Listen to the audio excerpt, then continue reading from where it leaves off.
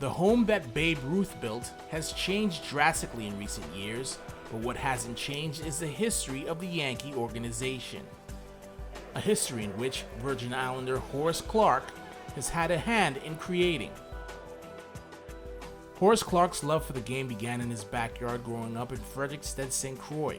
I started playing ball and St. Croix at a very early age, It all, to be honest with you, it started right in our little backyard playing with my sisters. And it didn't take long to outgrow that backyard. Soon, Horace played ball every single chance he got, even forming his own team to go up against the older kids in Frederiksted. We were not as good as they were, but we played, and after a while we started to provide enough competition, to make ourselves make a mark. Years later, it was fellow Cruisian Joe Christopher who showed Horace that playing in Major League Baseball could be a reality. The older team went abroad. They were invited to a baseball tournament in the United States. And it was a tournament that attracted a lot of attention, looking for young ball players to be signed. He was just about finishing up his high school career, and he was signed.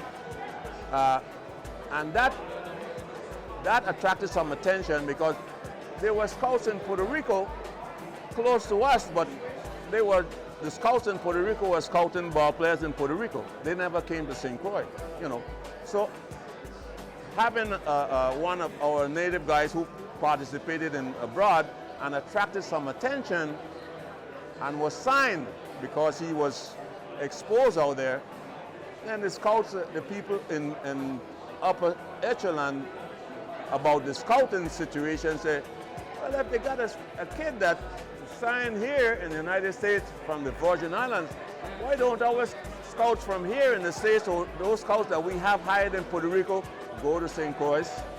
Joe Christopher was the first baseball player from the U.S. Virgin Islands to appear in a major league game. He got to the majors in 1959 playing for the Pittsburgh Pirates. At his first tryout, Horace had another VI baseball great at his side, Elmo Palaskit. And he was a good ball player and a prospect, and at some tryout that they came to, he was selected.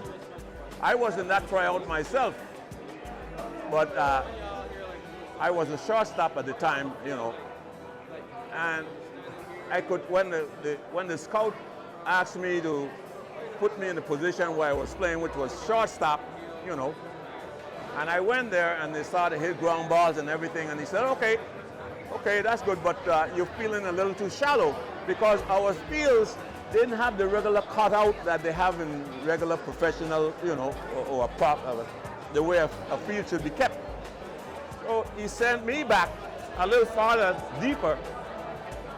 And when they started hitting me the ground balls at that depth, and I threw the fastball, my accuracy was not the same, my arm strength was not the same, so they said, okay, that's enough, and they said, well, okay, yeah, well, he could run, and he got some good arm, he could feel, but his arm strength is not good enough, and so I don't think, because some of the guys who were there asked, well, why didn't you sign him? And he said, well, this is the reason why I didn't sign him.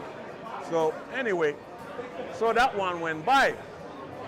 And then the next time another scout came by who were the Yankees, and I know what I had to work on. And when I tried out for the Yankees, I was signed. Horace began his professional career in Major League Baseball's Rookie League with the Yankees, where Horace got to see and experience a new way of life. In the years to follow, Horace moved up in the ranks season after season with the Yankees.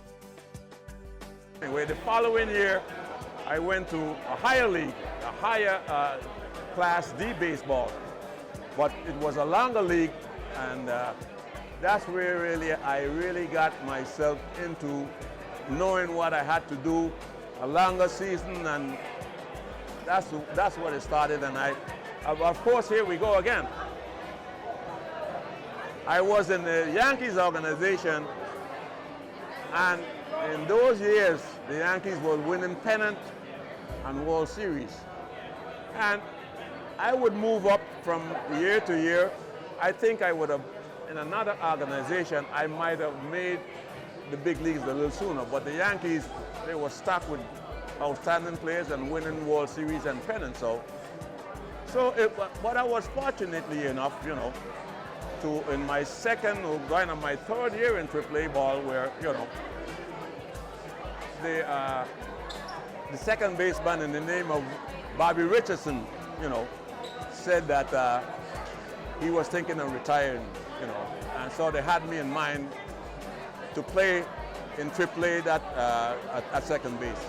So, and it developed, and I was originally called up to the big leagues, and that was my start and career of my 10-year career in the big leagues. Horace's career in Major League Baseball ended in 1974, but the role he played in the majors never quite ended. He returned to St. Croix, where he gave back to up-and-coming baseball players, some of which went on to have success in the majors as well, including Jerry Brown and Medrick Cummings. Jerry Brown and Medrick Cummings was two of the guys. Been a couple more that has played in the big leagues under my, covering that program. In the fall of 2013, Horace Clarke revisited the Yankees organization as part of the USVI tourism team. Clarke's homecoming gave the former Yankee a chance to see some old faces and meet some new friends. Okay. My pleasure. All right. My pleasure. Yes. How are you? Not too bad. He brought his son Jason along for the ride, who was able to experience firsthand the love the Yankees fans and members of the organization have for his father. When I was born, when he was retired, so I didn't get to see all of this when he was playing. Something that sticks with me with my dad, I remember driving into Frederiksted every day with him, and he would blow everybody, give him a blow, and I would ask, Dad, why you blow him? Do you know him? He says, no, but it's just somebody walking, I just want to say hello. That's my dad. Today, Horace Clarke is a true ambassador to the territory, as he plays a major role in the USVI Ambassadors program, often traveling with the USVI tourism team to events like USVI Day at Yankee Stadium, where he introduced baseball fans to some of the history and culture of the U.S. Virgin Islands.